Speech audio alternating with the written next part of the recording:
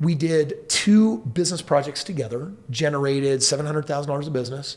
And instead of splitting the money equally, which was the agreement, they literally took the money and ran, and then did the weirdest thing, sued me. Kris, you're known for saying some bold things. Would you agree? To me, it's not bold. I think that there's a lot of people that are soft. I think there's a lot of people that aren't used to having coaches or mentors in their life. And so often they want to surround themselves with people that will support their inadequacies. And when you do that, you create this system where you live in this warped reality where you feel powerless. If you could live in a truer version of what reality is, then your results could be far more powerful. But do people really have permission to be honest with you? Honesty and authenticity is really the only game I play. So if that's hard or bold for some people, I'm not going to apologize. Just don't watch me. Okay. Well, I'm wondering if it's okay if we peel back another layer today. We talk about real estate. We talk about business. I want to go a little bit deeper, though, something a little more personal. Is that okay? Listen, at the end of the day, is there really a difference between what's personal and what's professional? I think that often when someone isn't powerful in their professional setting, it's because they have problems in their personal setting. How do you separate the two? Sometimes you can't unlock your greatest results ability unless you address the problems that are going on a personal level. So, dude, tear in. Okay. You have stated that some of your business success, you see it as in direct correlation to some of the personal standards that you have in terms of integrity, honesty, morality. Birds of a feather flock together, right? So we tend to hang out with people that we're the most comfortable with. I have done business with people that have different standards, and I learned something. That when our standards don't line up and we value 2 different characters, sometimes the world's not big enough for both of us. So these days, when I'm looking at doing business with someone, I always pause and just say, tell me about your character. Like, let me observe you. Let me witness you. What's important to you? What do you believe in? If I hang out with a dude that's a total womanizer, I'm not going to do business with that dude. Because, he's got a different, he values things differently than I do. And at some point, do I think that could disrupt their business, my business? Yeah, I've experienced it. So if we're going to go there and talk about those type of personal standards, I think they matter very much. Yeah, that's kind of the direction I wanted to go. Kind of talk about the stuff that people are a little bit timid to talk about nowadays. Well, dude, let's talk about divorce, right? Like what you do in your personal life affects your professional life. Let's talk about womanizing for just a moment. Like if you're like, dude, I'm cool sleeping around, it's all consensual, we've got great, understanding and the women or men in my life, they're okay with this. Do I think that can have some impact on my business? It did once upon a time. Really? Yeah, because I'm very much in a reputation-based business. And with one individual in particular, I had people that constantly gave me heat and said, did you know how that dude is sleeping around and the hearts he's breaking and the things that he's doing? And somehow this person's personal life became a part of my professional business. And it ended up like breaking down the relationship and the business. So I actually do care what a person does on the weekend or what they do in their evenings. Or, a person is married but is sleeping around or has low standards. It's like, weird. You're going through midlife crisis because you had a moment you couldn't keep in the pants and now your wife's divorcing you. How is that not going to affect your mindset? And now it's my business. So really, is there a separation between professional and private? But Kris, that's not fair. Of course, they shouldn't judge him. Dude, life isn't fair. Dude, my children, my second oldest, my son loves to tell me, Dad, that's not fair. And he's like, when Lisa got her phone, these are the rules for her. Now that I want a phone, you have different rules for me. I'm like, that's right. Because you really want this phone and it's an opportunity for me to get leverage over you as a dad to find obedience and some of the things that I think will help develop the character that will set you up for a more successful life. So don't come to me looking for fair because the world won't. So how have you set up the standards that you've set up? Like, where does that come from?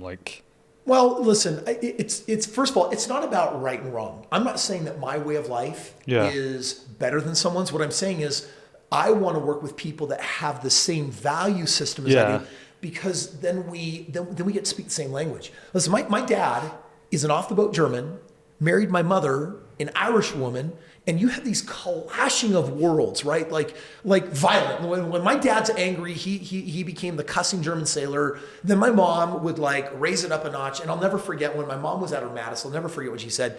You're just like Adolf. And I'm like, can you say that? I'm like, when they fought, that's the way that one ended. Wow. And so you start learning this thing about, people marrying each other with similar backgrounds, or the success of marriage based on similar socioeconomic status. I had a buddy growing up that he went after this gal who was very, very well off, and his family wasn't. Created all these rifts in this friction, and these families come together. And so when I married my wife, we both, by the way, come from a very similar religious background. And we've got similar value system when it comes to morality and values and things that are important to us. Has that been a credit and a huge time saver and kept us on the same page during some of life's most important moments? Yeah, she trusts me to get on a private jet and go travel around the world and do business with people. And sometimes we're out partying or whatever. And, can she trust me? How good is that connection? Dude, I think that's everything. I think in the end, our personal errors and the consequences of our personal choices are going to catch up to your professional life. And I don't know the stat, but I bet every day businesses all around the world are ruined because of a person's personal choices. Take one of the most basic ones, right?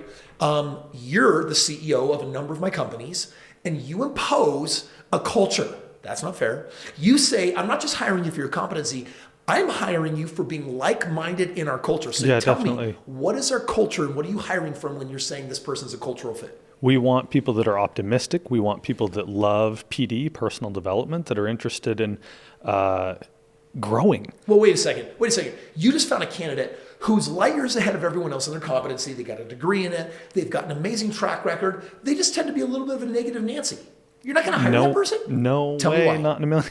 Tell Dude, me why. You don't have to drop names. Cancer. It's because it spreads. And so what you're telling me is that you're building a cult. Sure. Meaning a group of people who are like-minded, see the world a certain way. They've got a common goal. They have common interests. And you're saying they work better together? A company is that doesn't sound very diversified. Chris, a company is, wow, now I'm being put on the spot. Yeah. A company is a ship moving forward. And if everybody's not rowing the same direction, you go in circles. Wait, and so by the way, it doesn't matter skin color, race, religion, any of those backgrounds. Honestly, our culture, equality issues. We're talking about character. Our culture is all about attitude. Because our culture, I would say part of it is work hard, play harder. Yeah. And we care about your personal successes more than your professional successes. Yeah. That's unique to our cult. Sure. Right? Stop saying it like that. But listen, it's a group of people coming together with a common goal to produce an outcome. We literally have a business plan to affect billions of lives, literally, in our social media. Yeah. And right now, every week, we get millions of organic views collectively every week across all social platforms. And we have a hope in 5 years to have 50 million views a day. And not everyone's going to appreciate those views. But on YouTube, for example, the average view duration on a click from a stranger is to watch 7 minutes of content. That's a powerful network. So you're the one who basically said, Kris, if you empower me as CEO, I'm going to create a culture of like-minded people that can come together and share common interests and goals. Has that worked for you? Yeah. How do you know? Because once we're all rowing in the same direction, we keep getting results that we want. Define results. 2021, we hit our best year ever. We grew 250% almost, right? Yeah, best year ever. Okay, so this whole idea of a person's personal choices, I think that you can eliminate a lot of drama, which is not just cancer, it's the killer of business in general. You eliminate it by helping a people come together that are like-minded in what those standards are. So, for example, I think that we're relatively family-oriented as a company, right? Definitely. Which means a lot of our people are married, or they date for marriage, or if they are kind of dating around, there's not a whole lot of inappropriate office talk that I hear at the water cooler. Maybe you hear it, I don't know. But I'm under the impression that my hallucination is that it's a good, wholesome group of individuals who believe in personal development, personal betterment, and that is expressing in the personal choices in their life. For sure. Our company Halloween party was essentially a ton of kids coming dressed up in costumes and prancing across stage. Yeah, so very the question is, family-oriented. how much drama are we eliminating by attracting that avatar? I haven't thought about it in that aspect, to be honest, Kris, but now that you're pointing to it, I think we eliminate a lot. So let me just break down at the most basic level positive attitude, negative attitude. Your first thing that you did, you said, we represent media that goes out to the world that is designed to empower people. Yeah. And, I have a very specific training of psychology that I share with people about how to be successful in life. So what happens if hypocritically we have hired people in our past, which we have, who have been very, very negative minded? How did that affect the company, results, etc.? Oh man, it was bad. It was bad. And how many negative people does it take to tear down 5? 1. Just 1. Yeah. Yeah. The whole So department you can be made a ruined. decision. Well, and it was a decision. Right? It was learning through failure, Kris, because like you said, we've hired some people that didn't fit his culture, that did have the skill set, and we saw that the trade-off was not worth it. So I'm going to speak about a couple of people that I think are well known enough in the world. I hope they don't mind me sharing some of this, but I'm business partners, for example, with Rob Gill. Rob Gill owns Epic Insurance Agency. The dude is a freak of nature when it comes to results. He's always growing his organization. We've been partners for the last few years. Here's a guy who is going to his son's basketball games every night, and was criticized by another individual for maybe being distracted in his business because of that. And I just sat there and thought to myself, actually, one of the reasons why I'm partnered with Rob is because he will not do business because he puts his family first, because his why is bigger than just his personal achievements mean more, than his professional achievements. I value that about Rob Gill. Well, and something that's interesting, Kris, is I think a lot of people would applaud that and be like, oh, that's so cool. But when rubber meets the road, most people don't actually stand by the things that they claim are important to them, right? Like, you want to know where a person really stands, look at their calendar and look at their checkbook, their wallet. What do you spend money on, and what do you make time for? And so Rob Gill, he's a family guy. He loves his wife. He loves his family. He invests in them. They're important to him. That's a very similar value to me. I've got 4 kids, and guess what? He never rails on me like, dude, what? Like, you couldn't come out this weekend because your kid has their second degree black belt thing. Isn't our business more important? He would never say that. Right. Because there's an understanding of our value system. So it's about having similar value systems. But by the way, I do think that there are some shoddy values out there in the world today that are highly disruptive to life. Yeah. And I think part of it comes down to choices of emotional consequences. First of all, emotional intelligence, and then how that affects consequences from people that make choices in really bad spaces. So that, like, when I'm evaluating someone for, do I want to be your business partner? Listen, when everything's going great, it like being business partner is great. I want to know, who are you when it hits the fan? Who are you when the deck of cards and the house of cards comes crashing down? Who are you? Do you become a nightmare? Do you become impossible? Do you tirade? Do you become embezzle? Unreachable? Do you not communicate? Like, who are you when it's hitting the fan? And I want to know that you have some coping mechanism on that, because I swear if we're going to achieve in business, we're going to have those days or weeks or even months. That's just part of the risk that an entrepreneur takes on when a pandemic comes out of the blue and you have to pivot hard and you can't solve it in 12 hours. Yeah, 2021 and 2020 showed the world everybody's true colors, especially for companies. Are you willing to share some of those standards or cultures that you think? For me, I first of all believe that men and women should keep it in their pants.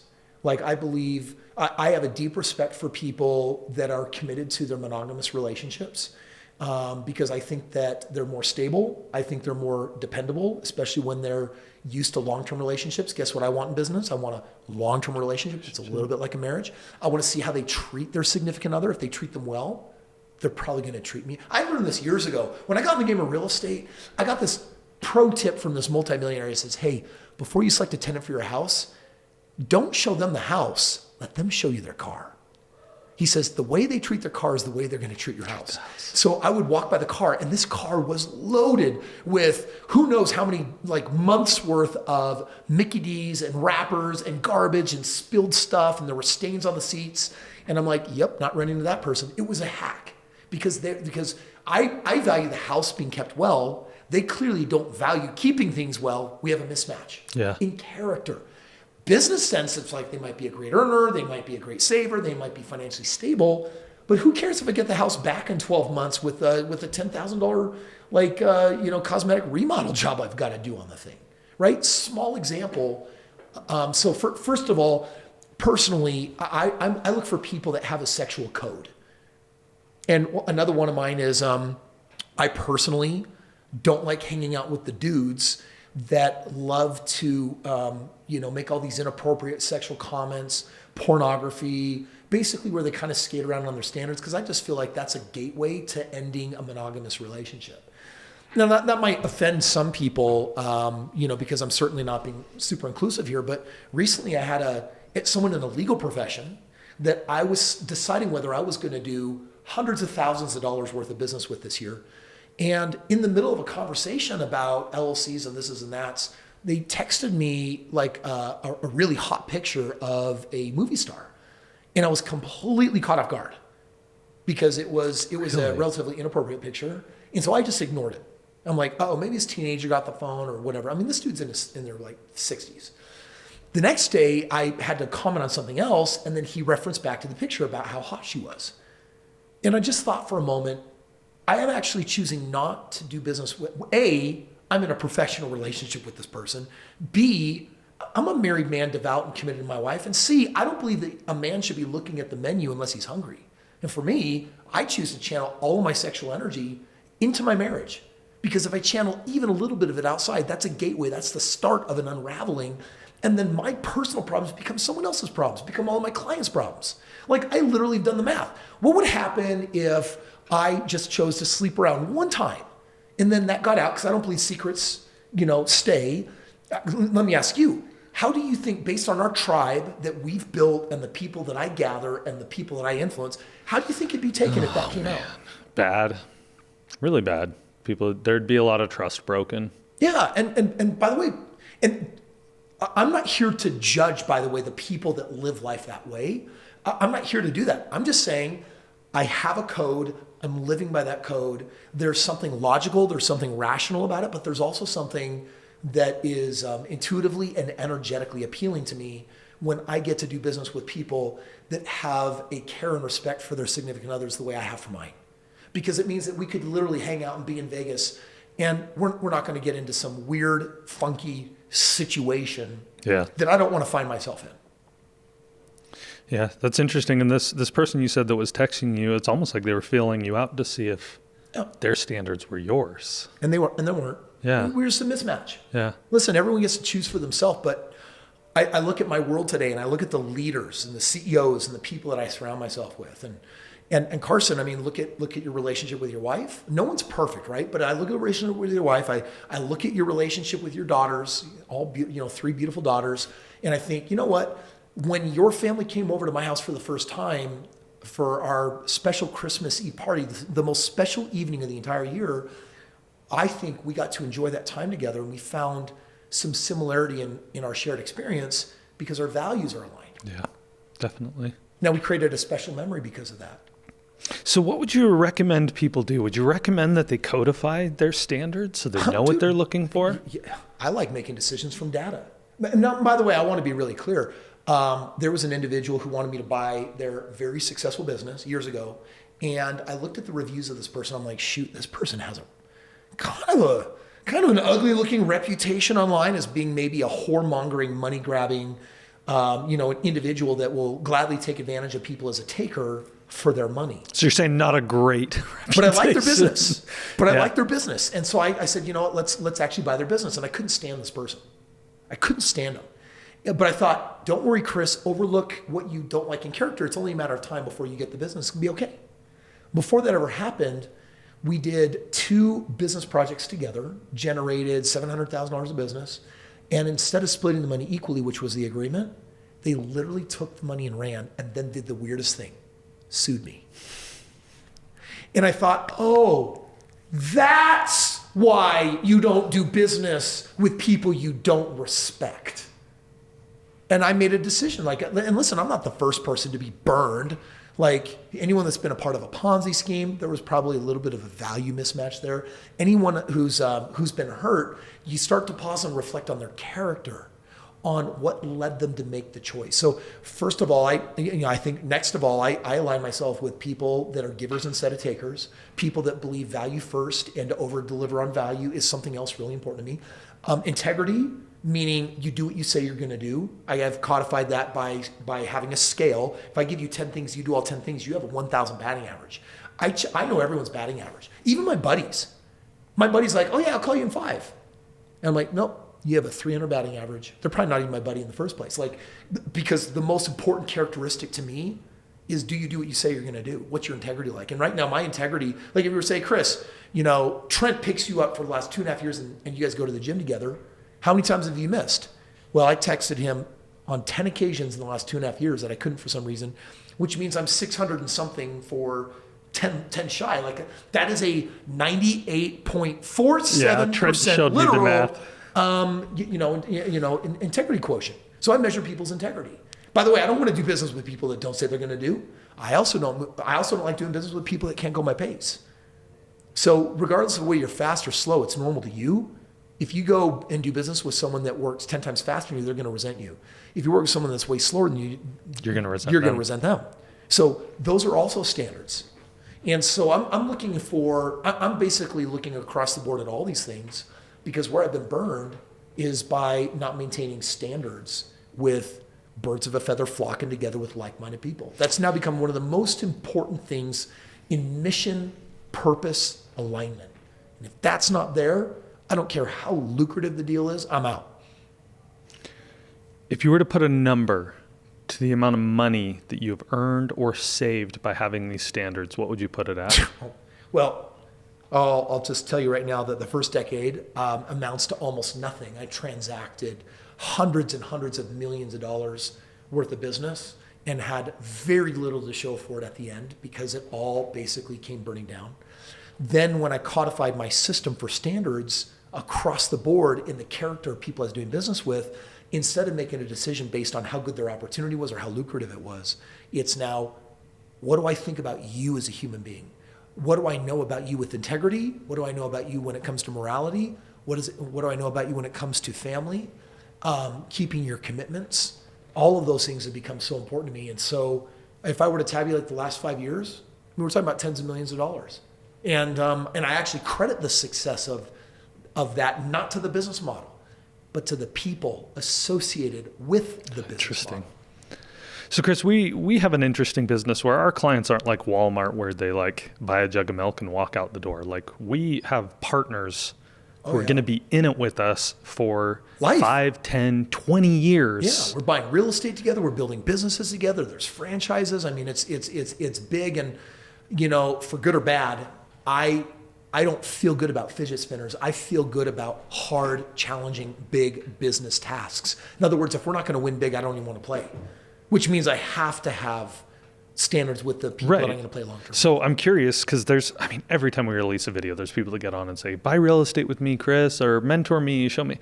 What are the types of people you're looking for to come and partner with you? Well, what I'm about to say here is a little less fair, right? So I have, let's just say that I have 2 major types of programs.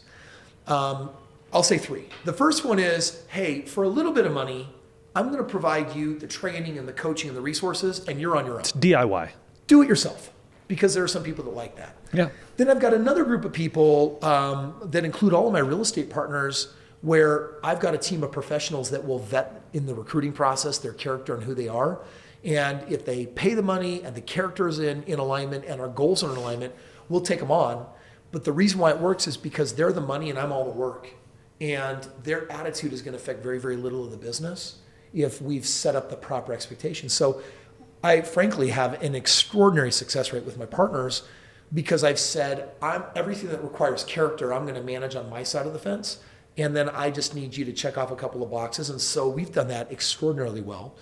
And then I have people where I'm involved in their life, consult for equity plays. They'll say, Kris, you're my business advisor. Here's 10% of profits. Now help me strategize and grow my business. I've got people that I'm investing in big projects with.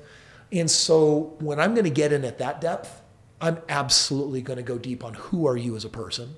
What do you value? What's important to you? And I'll generally know within 10 minutes of hanging out with them how I feel inside. And do you remember Dan? I'm trying to remember his last name, that wrote that book. Dan Clark. Dan Clark. Good dude, famous keynoter around the world. He said something that's really stuck with me, even though I struggled to remember his last name in the moment. Dan Clark said, I want to spend time with people where I like how I feel when I'm around you. And that, I've never let go of it because I have a filter for how I make decisions. Some of them are highly logical and rational. Like, is it smart financial arbitrage? Is it smart time arbitrage? Does the whole thing logically make sense? But I've got some irrational motives that help me make my decisions as well, which is, does this opportunity excite me or demotivate me? Does it make me happy or does it make me miserable? Is my intuition and gut check that this is a yes or is it a no? So I'm looking for an alignment based on feeling and energy and intuition, not just the money and the time arbitrage and whether it makes sense. I need to get a feeling from someone after spending time with them, from my gut, that says everything that I seem to be smelling, sniffing on their character, and my gut check says this person is in alignment for character. And when that's the case, that's someone that I'm going to be more impressed to work with than someone else who might have more money, more opportunity, more upside, but maybe a higher likelihood of stabbing in the back. Maybe someone whose life can go up in flames with dumb decisions. So I also look at their track record. Okay, Kris. So for anybody that's listening that wants to do business with you, what should they be considering? Dude, if you want to partner with me in real estate, or you want to pitch me on a business idea, or you want to go through a vetting process where we do something kind of deeper, I think that you should vet my character, not just what I say here that you've heard today. I think that you should look at my results. I've been married for 20 years. I got 4 kids, and you come and hang out at my events or see some of this stuff. You can form your own picture, but I would recommend that you should do business with people that have a similar value system to you. It doesn't mean that my value system is better. I do think it's best for me, and I want to do business with people that have a similar value system. So, I think that that's what we should be looking at when it comes to deciding if we're going to do a longer term play together. Is over time, are we going to like who we are as time passes because of our values and because of our character? And if the answer is yes, then I've got to check off that box before we even look at the P&L.